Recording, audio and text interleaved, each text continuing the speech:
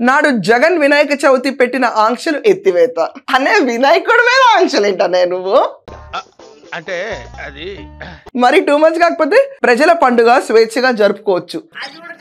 ఇక్కడ ఏంటంటే మండపాల ఏర్పాటుకి వైసీపీలో ఏంటి రుసుము కట్టాలి అంటే లంచం ఇవ్వాలి. ఏమిటండి మీరు మాట్లాడేది? దాని తర్వాత మైక్ పర్మిషన్ రోజుకు 100 రూపాయల. ఏంటి భక్తి గీతాలు పెట్టుకునేందుకు కూడా?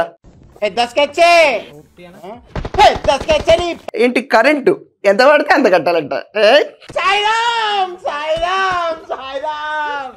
దాని తర్వాత అనుమతి కోసం నానా పాటలు. కరెక్ట్, ఇది కరెక్ట్ గా చెప్పావయ్యా. ఇప్పుడు టీడీపీ గవర్నమెంట్ వచ్చి అదే మండపాల ఏర్పాటుకి 0,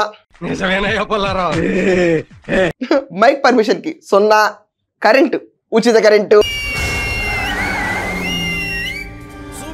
అనుమతి కోసం సింగిల్ విండో పోర్టల్. వాళ్ళు ఏమన్నారంటే వినాయక చవితికి లాస్ట్ టైము మన ఇన్ని కష్టాలు పెట్టాడు కదా, అలా కాకుండా ఈసారి చాలా హాయిగా పండుగను జరుపుకోండి. హ్యాపీ వినాయక చవితి.